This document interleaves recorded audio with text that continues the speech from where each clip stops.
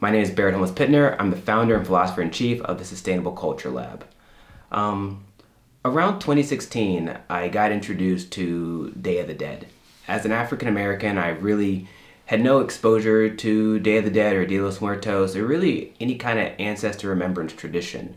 But once I saw it and I experienced it for the first time, I could see how it could be beneficial for the African American community and just also America at large. I recognized that following the deaths of Trayvon Martin, Michael Brown, Eric Gardner, the growth of the Black Lives Matter movement, we were making altars all across the country to remind people of the importance of Black life and Black culture and Black existence. But all of these altars were reactionary. They were in response to some sort of terror. And I wondered and questioned if this response to terror was something that would allow us to transcend terror, or if it was something that would allow us to cope with the terror and just stay the same but more emotionally together. And so when I saw Day of the Dead, I saw an opportunity to proactively celebrate our culture in an inclusive, diverse way that could bring in indigenous people and Latinos and Asian Americans and all sorts of Americans into the mix. And so I had this idea for a really long time, and eventually I went down to Atlanta and I had my parents make an altar for the first time for Dia de los Muertos. I think it's a very good concept, a joining of two groups, two minority groups, as a matter of fact, in the United States. I think could make it even stronger because of all of us coming together. And what I hope is it becomes a national thing, that every year that we celebrate the Altars Project here in the United States. Well, definitely would benefit because our rituals were ripped away from us, and I think we need a new one. So received of Daniel Pratt $700 for a Negro mulatto boy named Charles, which boy I warrant sound and healthy and a slave for life. The title to which boy I warrant against all claims, said boy is about 13 years old, this 30th day of March, 1843. Samuel Griswold. Received of Mr. Daniel Pratt $1,800 in full payment for a Negro girl, Eliza, aged 19, and her two children, little girls, coming 4 and 2 years old, which I warrant sound in body and mind, and in titles and slaves for life. March 2nd, 1859, Amos Smith Sr. So many people being killed, everybody being afraid, and I'm tired of people being afraid. And I want it to be a celebration of the people that we've lost, that we remember them, that we always love them. And I think this will help people to learn how to mourn and how to celebrate and not spend so much time being so sad. Learning how to handle something that will enhance your own being is something that would be beneficial. So after doing the altar with my parents and seeing how beneficial it was, I was committed to expanding this and incorporating it with other people and other communities and not just my family. And it became obvious that people were quite concerned about appropriating other people's culture, and it hit me that no matter how I phrased it or articulated what I was doing, the words weren't connecting. It was there was that same concern that we're going to appropriate and take somebody else's culture. And so eventually the light bulb went off that I needed to collaborate with artists. I needed to get the artists to make the altars so that people could see the work, where I didn't have to say and explain and have a conversation with people. They could just see the artist's work, the manifestation of an altar that isn't appropriating anybody's culture. It authentically speaks to their individual and cultural experience. So altars for me signify recognizing those who came before us and the land that was here before us, and understanding that we're part of the land. I brought back these found objects from South Africa, these oxidized cans and beer bottles that have been discarded and thrown away and seen as dangerous, sharp, rusted, holes inside of them. I'm going to make an altar out of those on top of books that have inspired my growth, books that have inspired my artwork over the years, and books that have allowed me to acknowledge the ancestors that much more. I try to fuse and meld all those things together. The last few years I've been going to Haiti during Fête Guédé, which is the Day of the Dead. So it's huge in Latin America, and it's really big in Haiti. And it's a time that we honor the saints and honor our ancestors that have come before us. This altar is going to be inspired by those experiences and my personal experiences as an artist. I think these cans are special and beautiful. The rust color almost reflects the color in my skin, which I think is magnificent.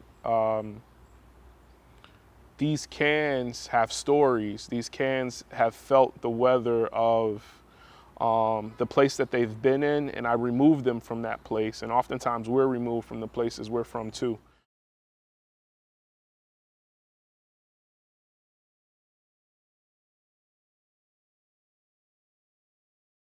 So when we curated the artists, we wanted to be able for the artists to really speak for themselves and what that connection meant with altars. So for us, it wasn't about saying, hey, we want you to create an altar.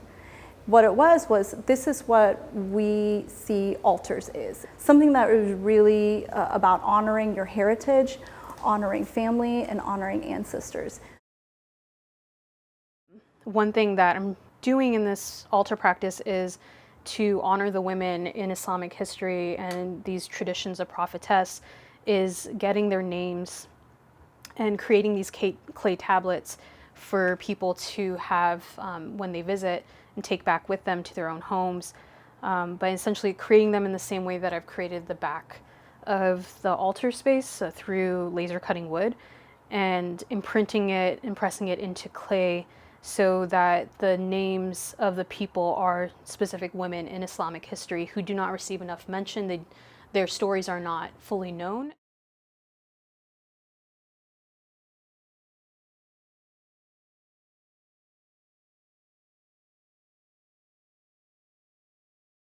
Mi nombre es Muriel Villalobos, soy de Santiago de Chile y actualmente me encuentro viviendo aquí en Washington, D.C.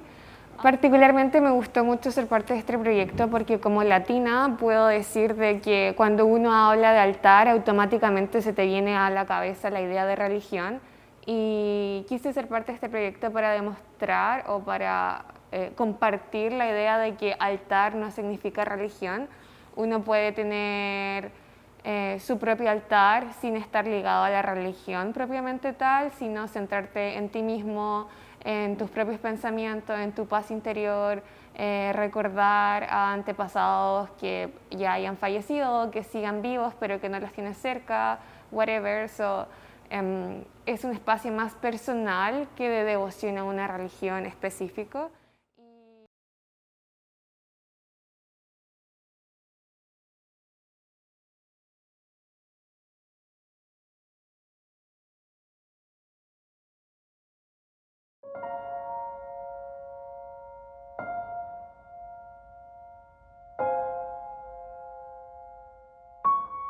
Hi, I'm Denise Johnson, and I am the mother of 6 wonderful sons, and one of whom is Quasi. Quasi smiled every single day and found something to laugh about. I mean, and laugh heartily about every single day.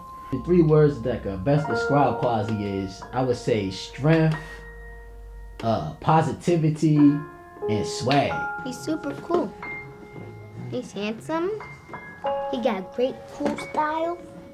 Man, he's like probably one of the coolest brothers, and not the coolest brother out of everybody. Like he like the flyest one, like always been the smartest one. I used to go to him like on one-on-one, just talking to him, being there for his wife emotionally, mentally, physically, like anything. Like he was just like one of the best people in this world, like basically an angel on earth.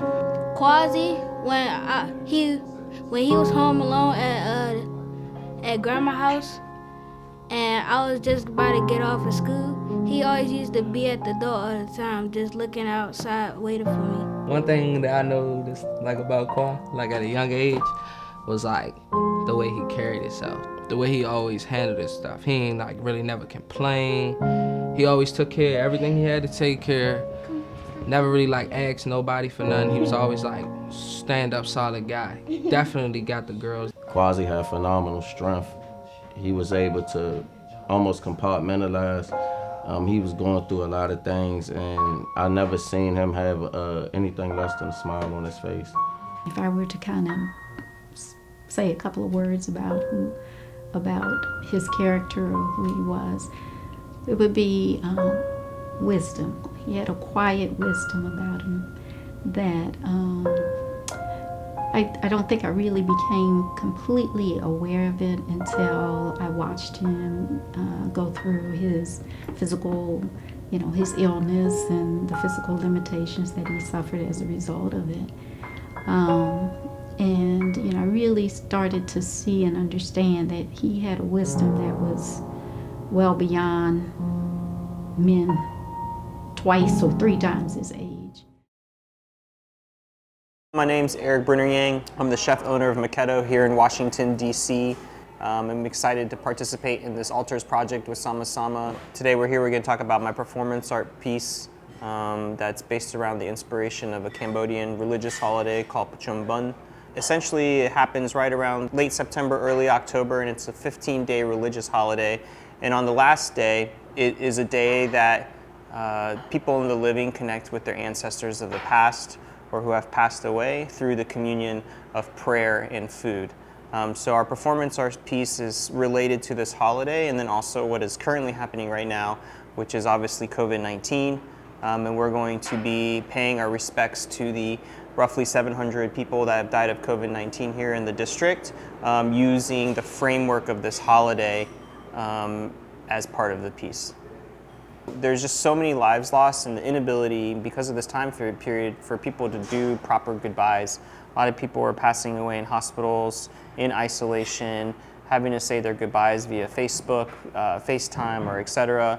And I think we really want to do this as a celebration, as a way to just give honor to their lives during this tragedy, and showing how Asian Americans, specifically Cambodian Americans, kind of celebrate and speak about death that might be different than that people normally don't know about.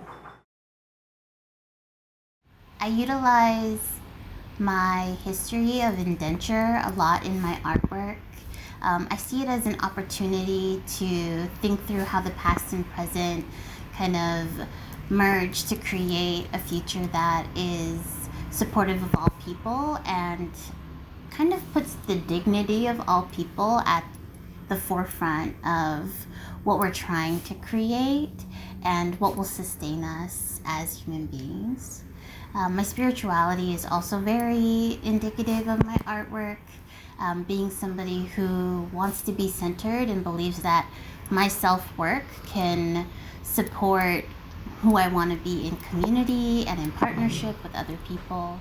This is actually the first mala I ever got. It's made out of sandalwood. And you use this to pray, to meditate, and I find it really helpful to center me. And so this is basically what I'll be creating, and this is a very old mala. So the next steps for these are to sand them and to paint them. And yeah, I'm really excited about it because I haven't used clay that much, but I definitely am feeling more of a love for clay now.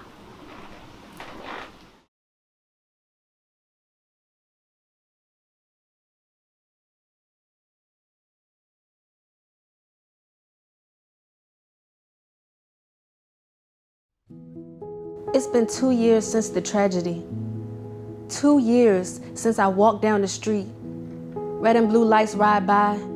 It ain't nothing new though, I see it all the time. I hopped in the back seat when I seen the river streams leaking from my sister's eyes, and I'm thinking, maybe she just had a bad day, until the waterworks turns into screams and cries, and I know something ain't right.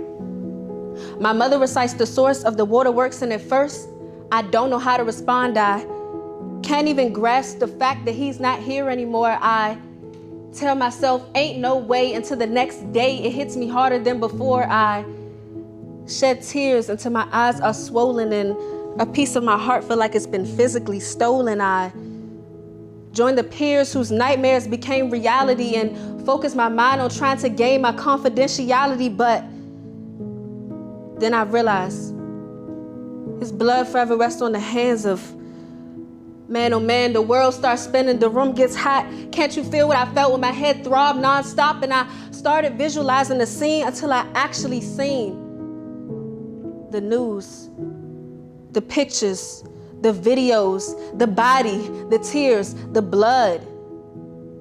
I keep telling myself, Kenniya, you have to be strong for others. So I stop the cries and put a pen to paper and decide to hide the pain and remember he's with God, the one who's never switched and has always been on my side. And I deprive my thoughts that say he isn't fine. And remember that everything's for time. So fly high.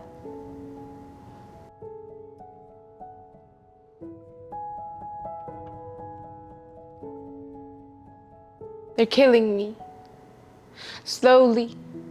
I'm trying to hold on for dear life, but they stabbed me so many times, my bloodline slowly seeps out.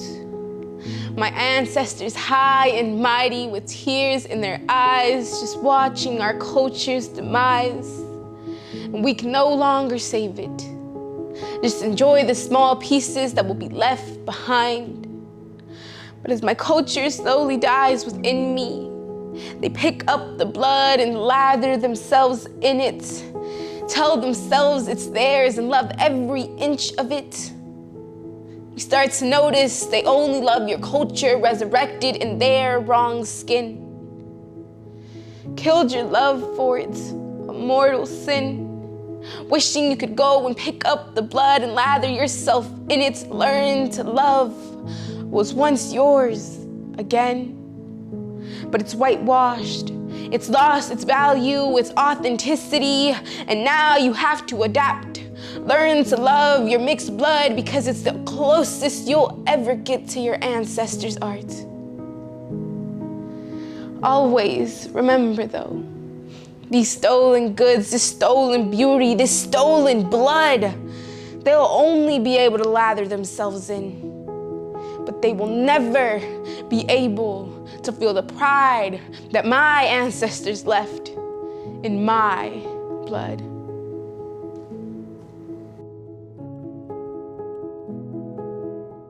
This is something that we're going to do every single year from October 31st to November 2nd. And we think it can have such a transformational impact in American society, not just to help communities of color cope with the trauma of loss, strengthen their community, keep their stories alive, and also to expand that to all Americans. You know, a lot of white Americans who attended the festival last year spoke about how they felt empowered to remember their ancestors because of this tradition, and that they felt comfortable that they could just have an altar that didn't have any distinct imagery or could be something just as simple as a candle and photos, and now they knew that they could do it without appropriating other people's culture. So for us, this is an annual tradition that's going to be cross-cultural, extending to every facet of America, and we look forward to growing this and expanding it every single year. One thing that we have noticed that's really, really incredible is, this is a tough topic for people.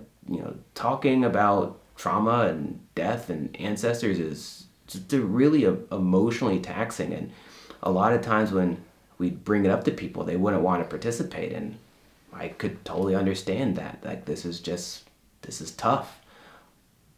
But the fact that it happens every single year always creates a door, an opportunity for people to participate. So if you aren't comfortable participating this year and you take a back seat and just watch people do it and you become maybe a little bit more comfortable, that means maybe the next year that you want to do it or the year after that. There's no urgency or pressure that you have to do it right now. I know when I first experienced Day of the Dead, I was the person standing in the background watching everybody figuring this out before I felt comfortable, jumping in. And a couple years later, I'm creating a festival to do the whole thing. And so, there's there's a comfort in having it as an annual tradition. And I think that's really profound.